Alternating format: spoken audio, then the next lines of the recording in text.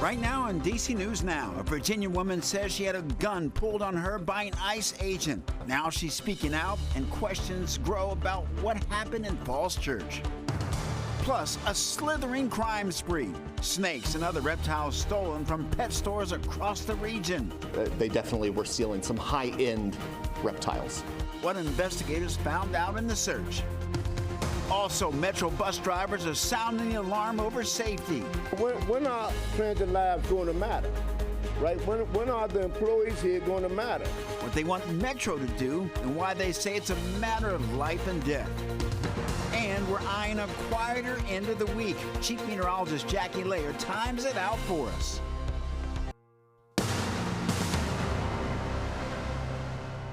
You're watching the station covering all of the DMV. This is DC News Now. Thank you for joining us for DC News Now at 4. I'm Mark Hall. New video shows an ICE agent pointing a gun at a woman during a confrontation in a Fairfax County parking lot on Monday. Yeah, you recorded us. You almost ran us over. I didn't almost You almost ran us over. You're Stop so playing. Full of Stop playing. You are full of The woman had been yelling at agents as she drove through a residential parking lot. According to DHS, she was driving her car in circles around them before they say she tried to hit them. The woman denies that and says that she was trying to avoid drawing attention to a lawyer's office where immigrants may have been. She also posted dash cam video from her car showing her driving into a parking lot, yelling at agents and pulling into a spot and turning around when agents blocked her car. DHS says the agents at the time were targeting criminal immigrants and people with final orders of removal. In a statement to DC News Now, a spokesperson for DHS said, quote, fearing for their safety, ICE officers conducted a vehicle stop of the driver. She could face criminal prosecution as a result of her actions. Coming up at 5:30, organizations will hold a news conference with the woman who says she was violently targeted by ICE agents Monday in Falls Church. And for the latest updates, you can visit our website at dcnewsnow.com. A bizarre string of thefts at pet stores across the DMV. Police say that they charged 3 suspects in connection to an organized theft ring targeting reptiles. DC News Now's Liberty Simmons is live in Annandale, and she's outside one of the pet stores where the thieves made off with some of the animals. Liberty, what is law enforcement telling you today? Well, Mark, law enforcement says thankfully these suspects have been charged. And I spoke with the manager of this store, and she said that she was working that day. She didn't wish to go on camera, but she said she had a strange feeling about the group that entered the pet store here and just knew they were up to no good. The reptile cages inside this Petco now empty after the ring hit this store in Annandale, Virginia. Fairfax County Police teamed up with Prince George's County Police to arrest 31-year-old Deshaun Bagley and 21-year-old Xavier Igo. They also obtained warrants for a female suspect.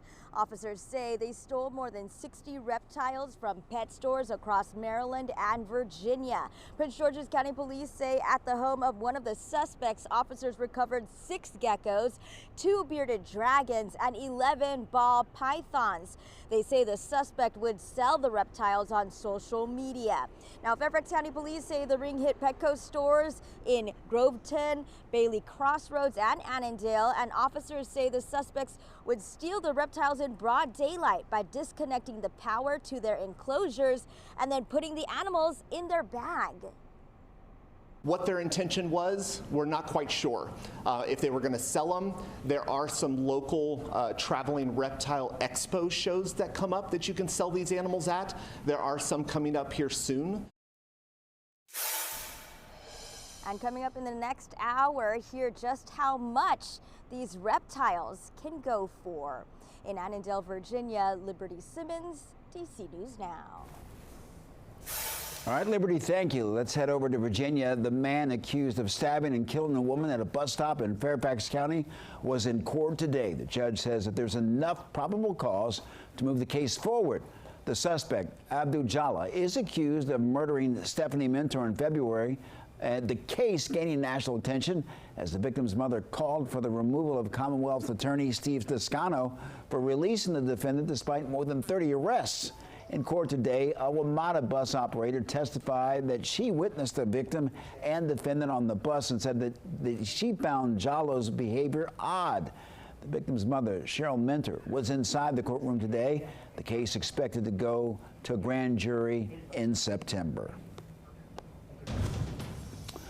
All right, let's check in now with Chief Meteorologist Jackie Layer. She's in for meteorologist Damon Matson this afternoon. And Jackie, how's the forecast looking right now? Yeah, I mean, out there right now, we are seeing those temperatures into those 80s. We have some clouds around, and we've been seeing some sun at times throughout the day. But those temperatures, middle 80s in D.C., as well as farther south down towards Fredericksburg, low to mid 80s.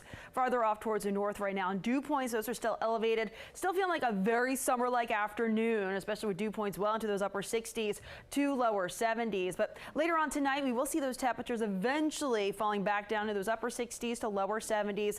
Out there right now, though, I mean, we have that humidity that's still going to be sticking around. Cover that chance for a stray shower or thunderstorm as we look towards later on tonight, and also a stray shower or thunderstorm as we look ahead towards tomorrow, too. With those high temperatures back into your Thursday, we're back in those upper 80s to right about 90 degrees tomorrow. So still another hot and humid one. I mean, this is pretty typical for this time of the year as we look ahead towards tomorrow afternoon. Friday, just a little bit cooler compared to what we see tomorrow, but Friday also brings that chance for a stray shower or storm as well. Behind a cold front, though, it's going to feel a little bit better out there just in time for your Saturday. I'll go over all those details, timing out that weekend and the rest of that 7-day forecast in just a few minutes. All right, Jackie, thank you. Concerns for Metro bus drivers' safety are growing days after they say that a masked passenger assaulted a driver in Montgomery County. Now, the drivers' union is calling on workers to not comply with directives to, quote, fares to passengers as they board. DC News Now's Haley Mylon is tracking workers' concerns. And Haley, first of all, what does this mean to, quote, the fare? Yeah, let me break that down for you. It means when a passenger boards, they will hear an automated announcement of the fare. Say, your ride is going to be $2.25. And then the driver repeats that fare amount to the customer. It's to cut down on fare evasion. This is something drivers used to do almost 10 years ago, but WMATA had them stop in 2017 because it can create confrontation with riders. The problem, though, 70% of riders rode the bus without paying anything. So General Manager Randy Clark announced that drivers would once again quote those fares to customers back in May. Drivers aren't supposed to do any more than just announce the cost of a ride, and if a passenger argues or doesn't comply, then it's on transit police to enforce. The union that represents the drivers says it still creates an opportunity for passengers to push back, and it puts drivers at risk. Bus pull up now, the bus enunciate the fare amount. Also, it's posted on the fare box. Why would you have to involve the operator? System has spent millions of dollars installing plastic barriers around driver seats on the bus near the wheel, but the suspect in that Montgomery County assault reached around those barriers. Now, coming up at 5, I'm going to share Metro's response to the union calls. For now, I'm Haley Mylon, DC News Now. All right, Haley, thank you. College Park is warning residents about a sick raccoon that could have rabies. Animal Control responded to Aquarius Street Tuesday afternoon reports of a raccoon showing signs of illness, and police captured the raccoon, and it's now being tested for rabies. Anyone who may have come in contact with the raccoon should contact Animal Control or Prince George's County Animal Services. All right, it is back to school for thousands of students across Virginia. Students in Fredericksburg City, Stafford County, and Frederick County are back in class today for the start of the new school year. And for Fredericksburg City Schools, today is the first day for all grades. Stafford County students are also back after kindergarten. 6th and 9th graders got a head start Tuesday for their transition day. And Frederick County Public Schools are welcoming back students today, as well as schools are reminding families to allow extra time for morning drop-offs and the first day of bus routes. Well, country music star Garth Brooks is adding 2 D.C. shows to his latest arena tour. He'll perform at Capital One Arena September 18th and the 19th. Brooks is known for his hits like Friends in Low Places and has sold more than 200 million albums in the U.S. Tickets go on sale August 21st at 10 a.m. with all seats priced at $155. Washington Commanders were back on the practice field this morning hosting the Miami Dolphins for a joint practice. Sports reporter Jake Rahm has more from the team facilities in Ashburn, Virginia.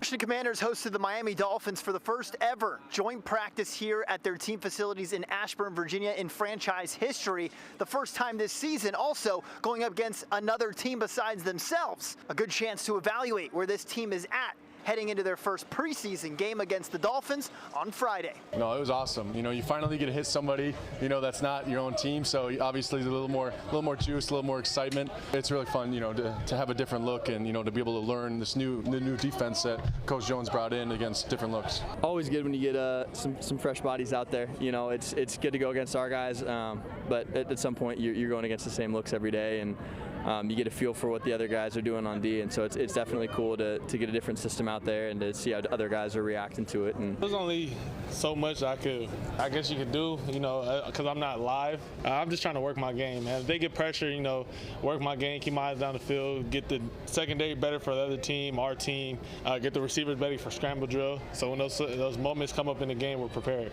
So the Commanders have the day off on Thursday before their first preseason game over at Northwest Stadium, taking on the Miami Dolphins. Kickoff for that game at 7 p.m. Reporting here at the team facilities in Ashburn, Jake Rahm, DC News Now.